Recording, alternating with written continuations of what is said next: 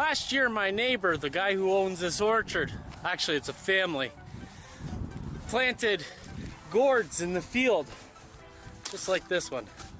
Now, I hadn't realized the kind of opportunity that this presented me until just a few days ago.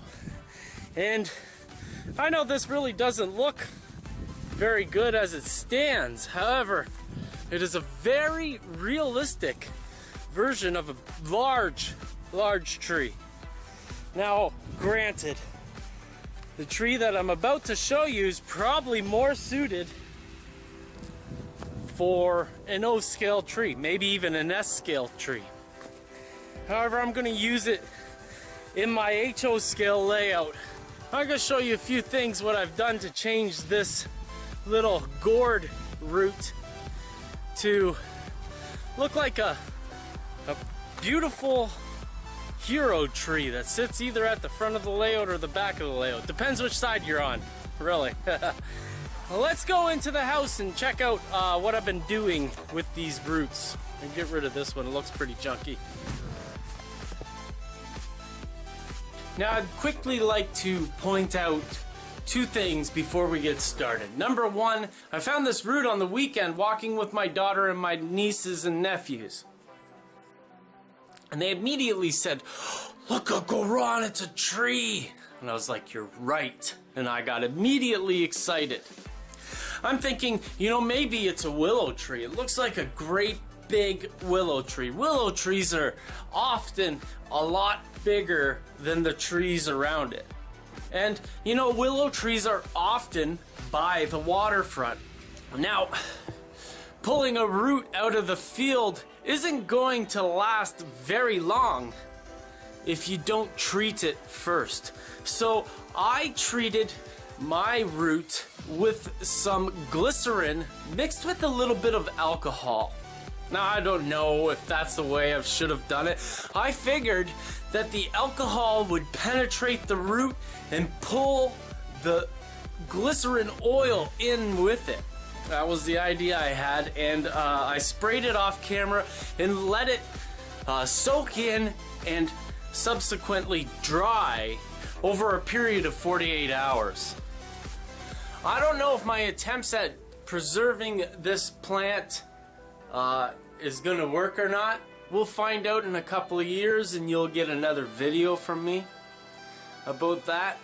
I'm just kind of grasping at ideas of what people have done in the past, or at least I've heard through the grapevine. How did they preserve those grapevines? I don't know. Before moving on to my next step, though, I wanted to protect this beautiful knot that is in the wood, because it's perfect. You know, you cannot recreate nature perfectly, or those, how do I say it? Those artists who recreate nature perfectly are strange examples of the human species. You see, nature just works. It's got its own chi to it. It ebbs and flows in the most beautiful ways. I then went back and painted it flat black with the can of spray paint. Now, I'm doing this to preserve the plant, even the black spray paint. I could have sprayed it with my camo tan, which probably would have looked great, but I like to start from dark and move on up. Now, after allowing the tree to dry, using a dark gray paint, I started to add some color to the base. Because, you know, these trees, they have a lot of depth of color, and I wanted to start with black, go to gray, and then on top of it, start going with a bit of tan, and then maybe on top of that, hit it with a lighter gray, just to get that last little bit of detail. I was screwing around today doing the lawn. Gotta keep up with the housework, you know what I mean? And started looking at something, and I noticed, always got to keep your eyes open for scratch building and stuff like that. The hell does that look like? Sure looks like a willow tree to me.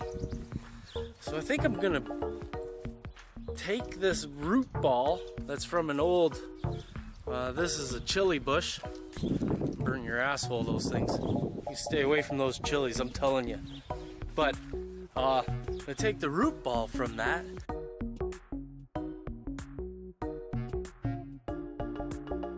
Now that clip came from a vlog that I made about a week or two ago. I don't know, time's flying for me right now.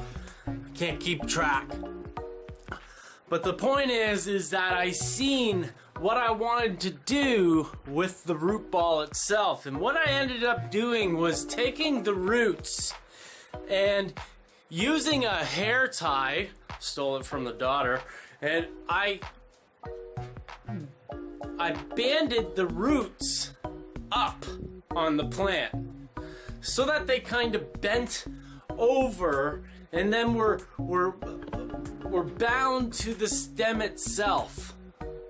And this way I could wet it with my alcohol and glycerin, which would make it malleable or bendy so you don't break it. I don't imagine it would break anyways, but it was a really dry plant, so I sprayed it with my alcohol and glycerin mix and then allowed it to dry.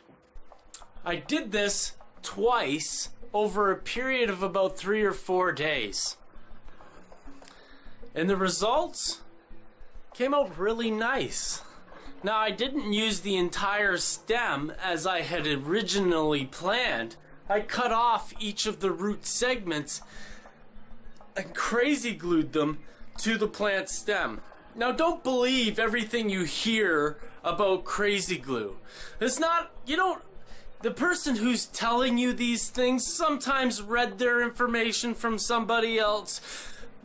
My advice to you is to take your advice from someone who says that I screwed up 1,000,000 times using this stuff already, because experimentation, my friends, is the only way for you to really know what's up. Taking somebody else's word in a literary form is not experimentation. It is not true knowledge. True knowledge is acquired. It's acquired through experimentation, I should say. It's not read from the pages of a book. The pages of a book are a suggestion for your experiments, and you're supposed to finish that experiment off and figure this stuff out. It's not a huge challenge. It's not something. It has everything to do with patience and the need to know. So to that gentleman who keeps on saying that I use crazy glue and I don't think that stuff's gonna last, he's wrong. He has no idea what he's talking about. I'm not using generic CA. I'm using a thicker CA, not gel CA, because there's 3 different types. There's a liquid CA, there's a thicker CA, and then there's a gel CA. And the thicker CA and the gel CA has a substance in it that'll turn it kind of white.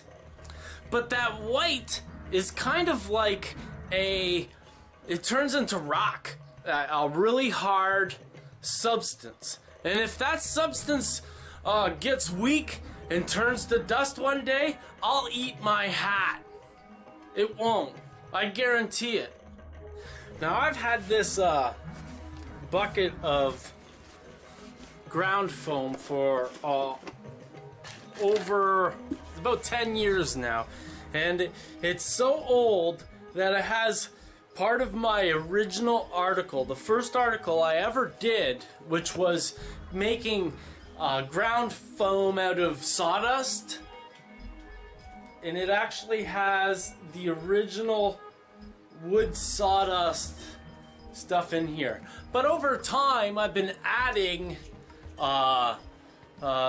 some ground foam that really doesn't make the mark for my project. Sometimes I'm sifting out the big pieces out of flock and turf and in all kinds of commercial products, and the stuff that's left over at the bottom of the bucket I don't really use, and I throw it in here. And this stuff is used for a number of different things. It's never done on the front of the layout, but you know, it's filler for a lot of places that don't need to be on the front of the layout. So this stuff really isn't the best. Let's get a look in there. See how that looks? It's not really the best. You can see sawdust flakes that are uncolored, pieces of junk in there, and what it is a menagerie of colors and textures. Basically a mosaic. And what makes a mosaic work is the fact that it confuses your poor little pebble in your head. It makes it think it's a picture. But what it actually is a bunch of broken pieces of tile. And you're like, wow, that's a nice picture, man. But it's a bunch of junk, really, because it's broken tile. This is my mosaic blend of ground turf. And this is what I used to put on my branches. Using 3M77 spray, I sprayed the branches fairly liberally. However, before I started spraying the branches, I cut up a piece of paper and surrounded the trunk with paper so that I didn't get a lot of spray glue on the trunk itself, because I don't want to go back and clean that junk off. I like to depend on my good ideas. I don't like to be the patient guy walking through cleaning up the junk after the fact. Come on. I then used the mosaic blend and just sprinkled the plant. Now I'm not putting extra foliage on the branches. I could, but then that's what you really do for an oak or a maple or a tree that has a very beautiful puff top on it. You know, that's not what I wanted. I want something that looked stringy, that hang down like a willow tree. The last step of this entire process was to use the junkiest ground foam I could find. And I don't know if that's what you're going to do, but in the end you could use an olive green colored ground foam would work. The last step is to make it look like the sun is shining up top of the plant. And what would happen if the sun was shining on top of the trees? The sun's rays are kind of yellowish, or they would penetrate the leaf and bring out the green and make it look a little bit lighter, a little bit yellowy in texture. So while the inside of the tree, I suggest using a olive green ground cover, I'm suggesting that over top of that, dropped directly from the top, straight on down, and wherever it lies, it stays, use a super leaf, a more spring green super leaf kind of texture. I don't know, that's what I did. If you don't want to do it, you know what? Don't do it the way I do it, because what we talked about already was experimentation, and becoming a fantastic modeler has nothing to do with following Ron frickin' Pare or Mr. Scenery, Mr. Hobby. You know, Mr. Hobby, he's a gem.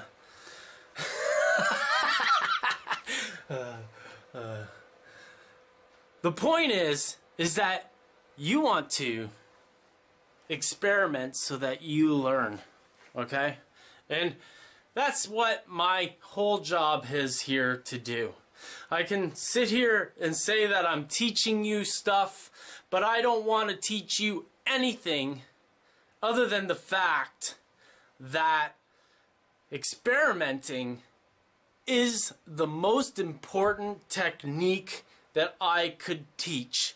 And if that is the only technique that I teach to you, then I've done my job. That's a success. Bona fide success, my friends.